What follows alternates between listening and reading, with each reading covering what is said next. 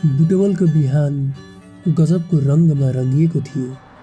सहर चलेको, मान्छेहरू दौडिरहेको, तर हावाभित्र शान्तिको एक मिठो चुन थियो।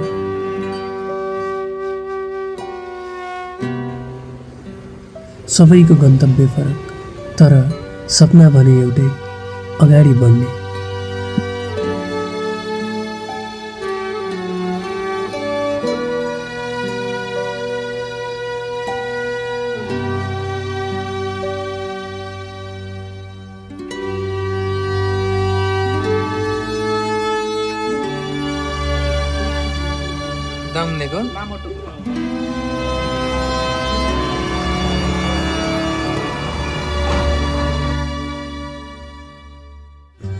घाम अस्ताउँदै थियो।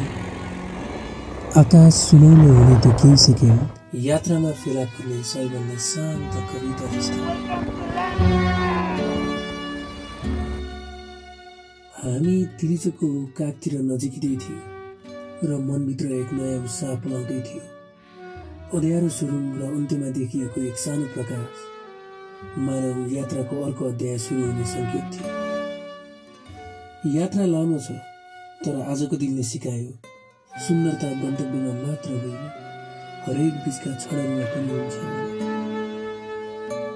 आज चाहिँ हामी स्याङ्गेमा छौँ। अब चाहिँ हाम्रो यात्रा चाहिँ मनाङसम्म रहन्छ। यसपछिको यात्रा चाहिँ तपाईँलाई सबैलाई भिडियोमा देखाउँदैछौँ, हेर्दै जानु होला है त।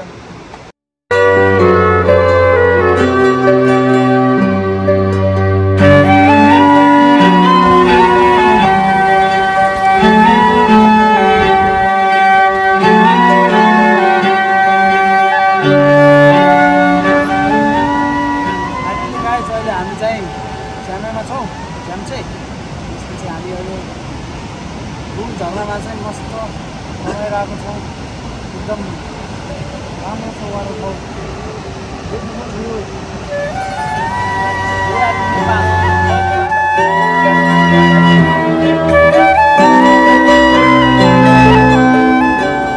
लमजुङको अफरोडले हरेक मोडमा एउटा नयाँ कथा खोल्दै थियो। पछाडिबाट उड्दै आएको धुलोले अनुहार ढाक्थ्यो, तर अगाडिको दृश्यले मन सफा र शान्त बनाउँथ्यो।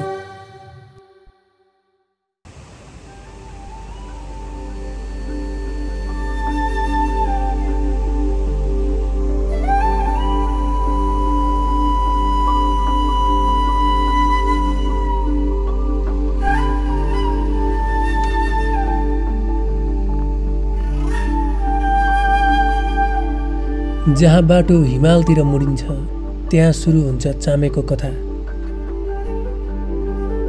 मोर्स्याङ्दी नदीको किनारमा बसेको शान्त र आत्मीय गाउँ चामे।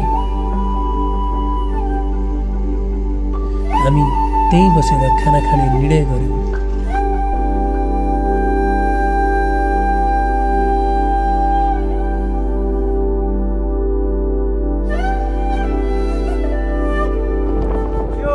बतासको कसम, यो हावाको कसम, कसम म तिमीलाई छाड्न सक्दिनँ।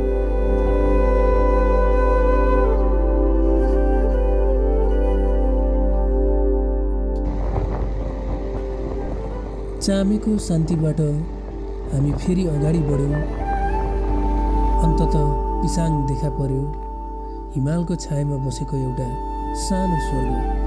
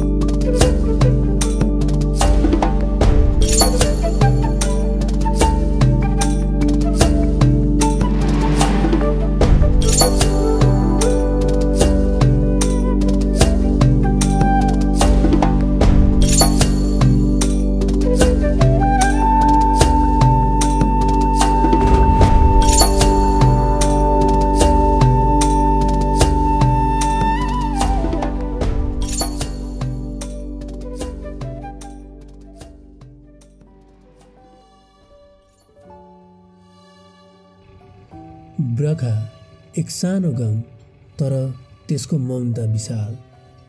हावामा घाम मिसिएको थियो र त्यही प्रकाशमा ब्रखा झल्किएको थियो, सरल, सुन्दर अनि पवित्र।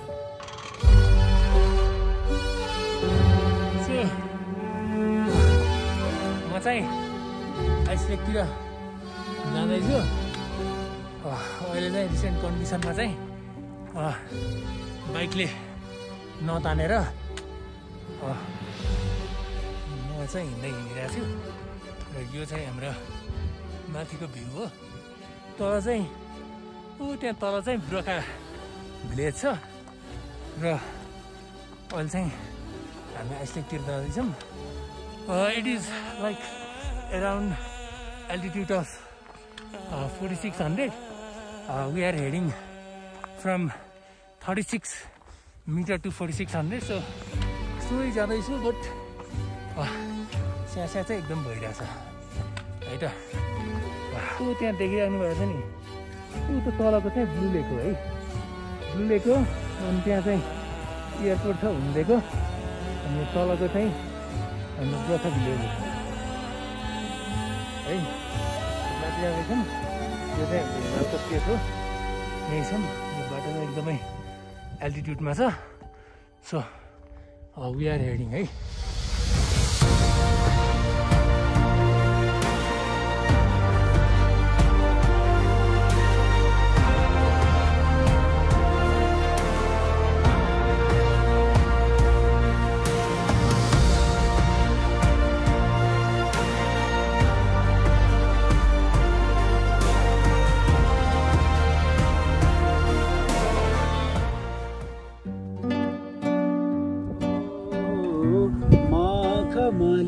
चोले माथे छड्केला यो घाले कि रूपै सुन्दर मेरी हजुर धपकै बाले कि ए निलु है रूपै सुन्दर मेरी हजुर धपकै 4600 मिटरको उचाइमा त्यो निलो झिल शान्त थियो, तर भित्री ऊर्जा उर्लिरहेको। त्यो दृश्य मनमा बोकेर हामी मनाङ हुँदै खानसारतर्फ फर्कियौँ। थकाइ शरीरमा थियो, तर मन अझै यात्रामा।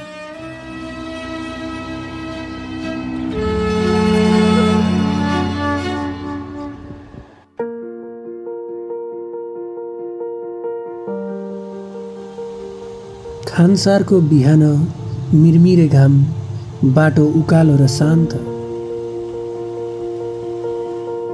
पहाडसँग हामीले कुरा नगरे पनि हाम्रा ससाना कुरा, थकित सास, मनको हल्का डर, हल्का खुसी उसले सुन्थ्यो।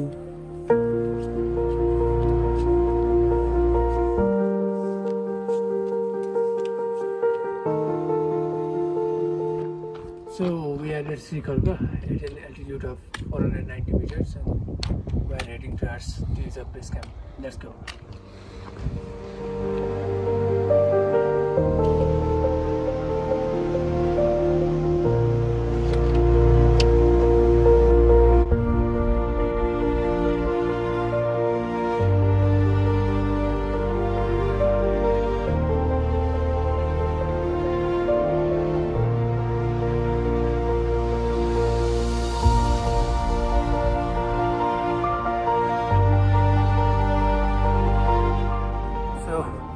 Landslide area.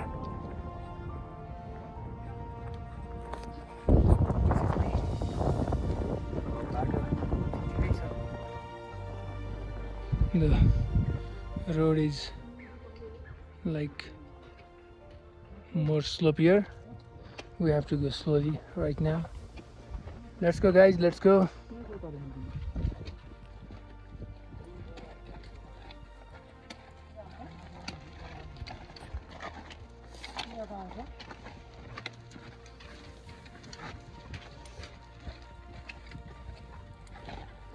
Excuse me, my friend.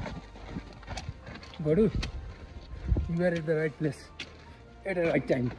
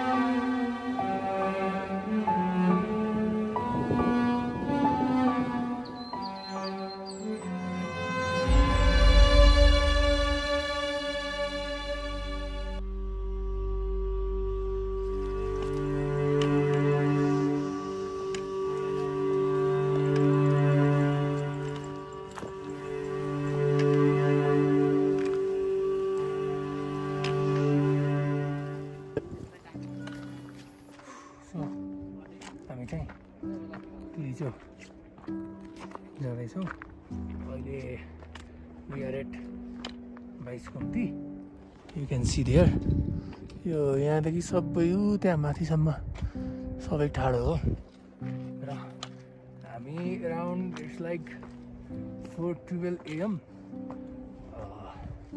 त्यहाँबाट चाहिँ हामी बेस क्याम्पबाट चाहिँ हिँडेको थियौँ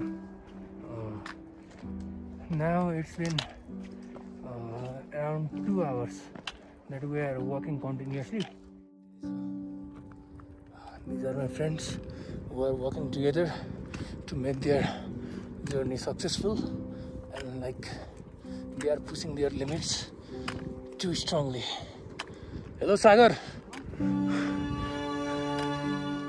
what's the feeling? Oh. 22 घुम्ती कस्तो लागिरहेछ त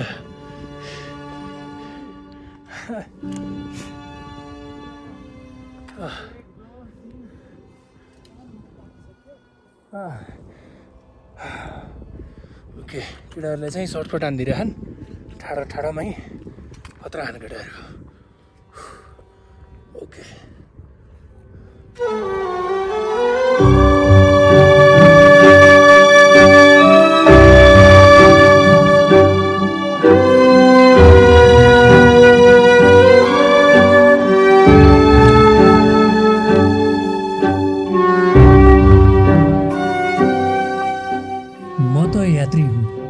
बाटोमा कथा भेटिन्छ साथीको हाँसोले थकाइ हराउँछ पाइला पाइला यात्रा रङ्गीन बन्छ क्षणहरू समयसँगै हराए पनि साथीका सम्झनाहरू भने सधैँ मनमा अङ्कित भइरहँदो रहेछ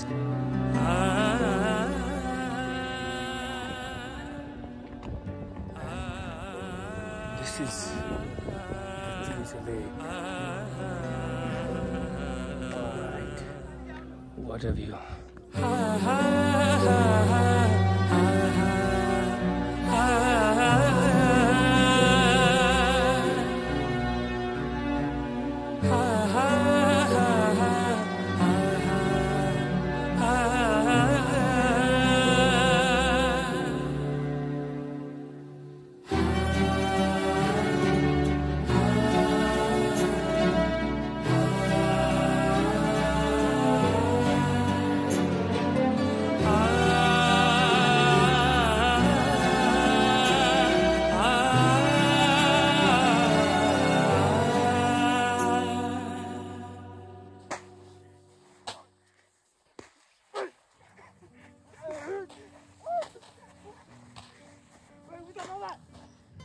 जिन्दगीमा गन्तव्य धेरै हुन्छन् तर यस्तो यात्रा यस्तै साथ बारम्बार भेटिँदैन त्यसैले जीवनमा केही प्रिय मित्र बनाउनुहोस् र उनीहरूसँग यस्तै कुनै यात्रामा निस्किनुहोस्